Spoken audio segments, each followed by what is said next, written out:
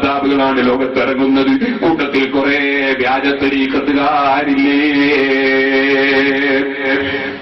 ഞാൻ ഈ താമരശ്ശേരിക്കടുത്ത് ഒരു തരീഖത്തിന് പ്രസവിച്ചു. ആലുന്തറ തരീഖത്തിന്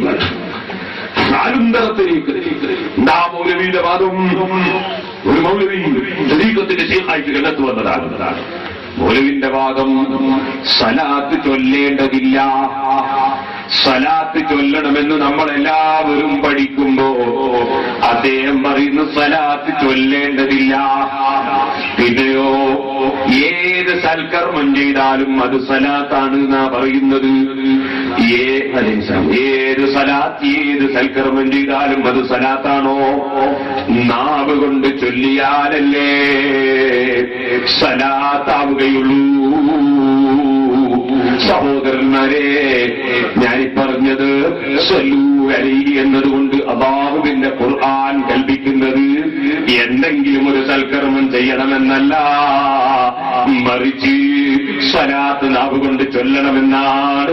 നിസ്കാരത്തിൽ സ്വലാത്തുകൾ നിർബന്ധമാണ്, ഖുതുബയിൽ സ്വലാത്തുകൾ നിർബന്ധമാണ്.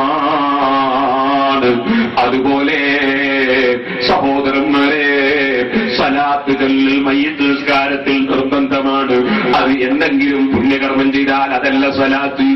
ഏത് പുണ്യകർമ്മം ചെയ്താലും അതാണ് സലാത്ത് എന്ന് പറഞ്ഞ് സലാത്ത് ചൊല്ലുന്നതിന്റെ അടിസ്ഥാനത്തിൽ തന്നെ കത്തിവെച്ച ഒരു മൗലവിയാണ് അബ്ദുള്ള മൗലവി. ആ അബ്ദുള്ള മൗലവിയാണ് അലുന്തറ തരീഖത്തിന്റെ ശൈഖ് എന്ന് പറയുന്നത്. ആ വ്യക്തി ഇക്കൊല്ലം അദ്ദേഹത്തിന്റെ കേന്ദ്രത്തിൽ 8 റകഅത്ത് തറാവീഹ് നിസ്കരിച്ചുകൊണ്ട് കടുത്ത മുജാഹിദിന്റെ ആശയം നടപ്പാക്കിയില്ലേ. ആ മൗലവിക്കെതിരെ പാവപ്പെട്ട ഞാൻ ഒരുപാട് പ്രസംഗം നടത്തേണ്ടി വന്നു.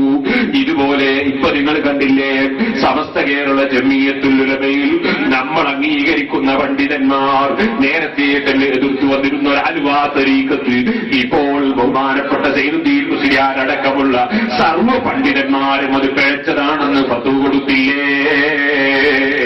എന്റെ മാന്യ മുസ്ലിമീങ്ങൾ മനസ്സിലാക്കണം, തരീഖത്തിന്റെ പേരിൽ വിവരം കെട്ട ചില ആളുകൾ ഇറങ്ങിയിട്ട് ഇസ്ലാമിന്റെ ബാലപാഠം പഠിക്കാതെ അതാ ഞങ്ങളെ കൈപിടിച്ച് ചുംബിക്കുന്ന കുറെ ആളുകൾ ഉണ്ടാകണം, ഞങ്ങളെ ശൈഖാക്കുന്ന കുറെ ആളുകൾ ഉണ്ടാകണം, ഞങ്ങളെ ബഹുമാനിക്കുന്ന കുറെ ആളുകൾ ഉണ്ടാകണം.